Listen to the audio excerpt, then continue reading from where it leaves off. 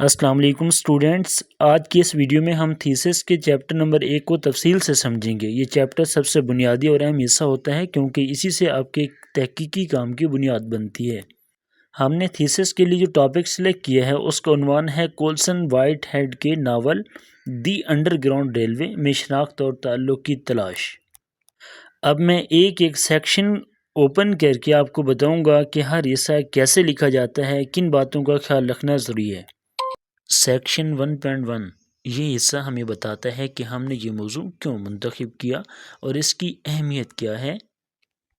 جیسا کہ آپ کو معلوم ہے کہ ہمارا ٹاپک ہے the under ground rail road. یہاں آپ نے ناول کا مختصر تعارف دینا ہے، جیسا کہ غلامی کے دور کی کہانی ہے اور یہ دکھاتی ہے کہ ایک لڑکی کورا کس طرح آزادی کی تلاش میں سفر کرتی ہے۔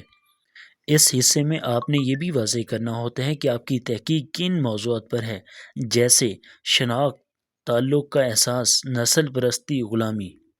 ساتھ ہی ساتھ آپ جس نظریاتی فریم ورک کو استعمال کر رہے ہیں جیسا کہ تھیوری آف ڈرامہ، ان کا مختصر ذکر بھی ہونا چاہیے۔ سیکشن 2 ہے مسئلے کا بیان یعنی اسٹیٹمنٹ آف دا پرابلم۔ یہ حصہ اس سوال کا جواب دیتا ہے کہ آپ کی تحقیق کس مسئلے پر روشنی ڈال رہی ہے۔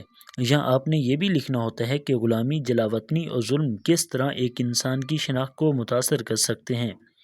یہ بھی واضح کریں کہ کردار جیسے کورا کس طرح اپنی شناخت دوبارہ بنانے کی کوشش کرتی ہے اور وہ کن مشکلات کا سامنا کرتی ہے۔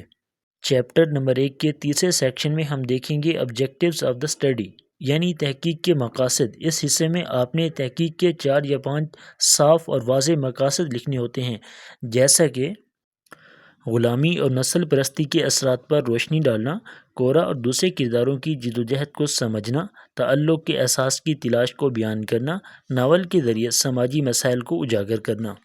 سیکشن 4 تحقیقی سوالات کے متعلق ہے، یعنی یہ وہ سوالات ہیں جن کے جوابات آپ پورے تھیسس میں تلاش کریں گے، جیسا کہ کورا کی شناخت کس طرح تبدیل ہوتی ہے، ناول میں تعلق کی تلاش کو کیسے پیش کیا گیا ہے، ظلم اور جبر کس طرح کرداروں کی سوچ پر اثر ڈالتے ہیں، اور اسی طرح مصنف نے کن ادبی طریقوں سے جذباتی تبدیلیاں دکھائی ہیں۔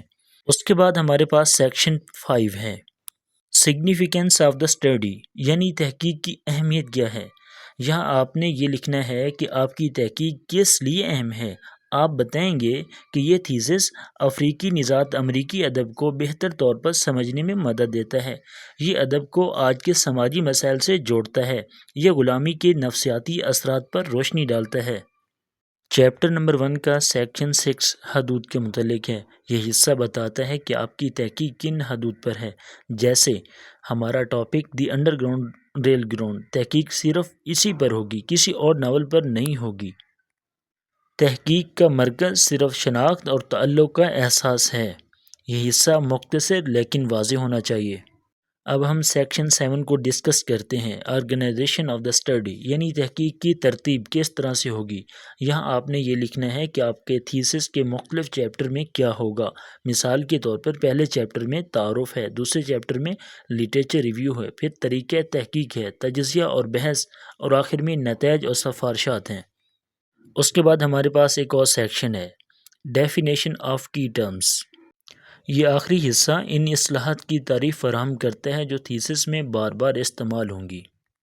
مثال کے طور پر آئیڈینٹی، انسان کا اپنا آپ پہچاننے کا عمل۔ دوسرے نمبر پہ ہے بلانگنگ یعنی کسی کمیونٹی یا گروہ کا حصہ بننے کا جذبہ۔ سلیوری، جس کے اندر انسانی زندگی سے محرومی شامل ہوتی ہے۔ اسی طرح حقیقت نگاری یعنی حقیقت میں خیالی عناصر شامل کرنا۔ جبر، طاقت کے ذریعے دوسروں کو دبانا۔ اور سب سے اہم انڈر گراؤنڈ ریلوے یعنی غلاموں کے فرار کا علامتی راستہ۔ آخر میں سب سے اہم بات یہ ہے کہ پلیجرزم سے بچنے کے لیے بہتر یہی ہے کہ آپ اپنے الفاظ میں لکھیں گے۔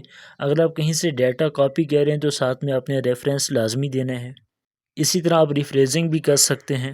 اس ویڈیو میں ہم نے یہ سیکھا کہ چیپٹر نمبر 1 کس ترتیب سے لکھا جاتا ہے، اس میں کیا کیا شامل ہوتا ہے اور کن باتوں کا خیال رکھا جاتا ہے۔ آپ جب بھی اپنا تھیسس تیار کریں گے تو اسی ترتیب کو فالو کریں۔ یہ چیپٹر آپ کے تحقیقی کام کی بنیاد ہے، اس میں جتنی وضاحت ہوگی آپ کا کام اتنا ہی مضبوط ہوگا۔ اللہ آپ کو کامیاب کرے، جزاک اللہ۔